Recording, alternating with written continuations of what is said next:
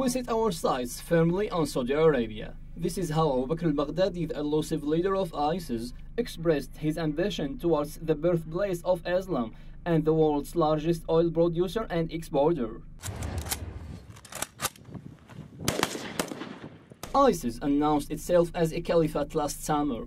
This announcement meant that it is inevitable that sooner or later the group would turn its attention to the largest and most important country in the region. The Grand Mufti, Saudi Arabia's supreme religious authority, has branded ISIS as the greatest enemy of Islam.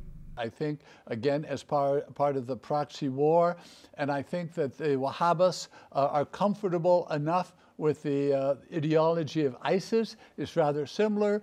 Now, they've paid a price. They've showed that they've made some arrests. But they also, I think, are increasingly concerned that they're going to be a target too. Some people, how many people are confident that the Saudi regime will last another year? However, the rapid rise of ISIS is a definite conclusion of the unlimited support by Saudi authorities in funding and exporting an intolerant version of Islam that has become a stepping stone towards violent jihad. Today, the Saudis find themselves in an extremely uncomfortable position because more than 2,000 Saudi nationals are estimated to have joined the ranks of ISIS, bringing with them an extreme brand of Takfiri ideology that views large portions of the population with suspicion and intolerance. الحركة الوهابية انفلتت من عقارها حتى في السعودية. Wahhabism movement has broken its restriction even in Saudi Arabia. The Saudi's king asked the British to minimize the spirit of Wahhabism ideology, but none of these British has obeyed the king orders, meaning that Wahhabism become a cross-border ideology and it doesn't mind to dispense the kingdom. Trying to recapture the peace, Saudi Arabia joined the US-led coalition against ISIS. The Saudis are desperate to keep what's happening in Iraq from happening in their country. Thus, so many precautions were carried out.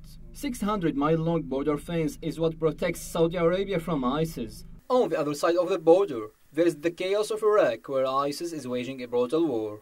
There are radar and infrared cameras to make sure that ISIS war doesn't spill over across the frontier. Although the Saudi authorities have cracked down on mosques and Muslim clerics that were radicalizing young men, that hasn't stopped hundreds of Saudis from joining ISIS. Preventing Saudis and other ISIS fighters from entering the country is not the right way to keep the Saudi kingdom safe, because many ISIS followers are being recruited inside their homes and schools. Maher Abida, Middle East Channel, Damascus.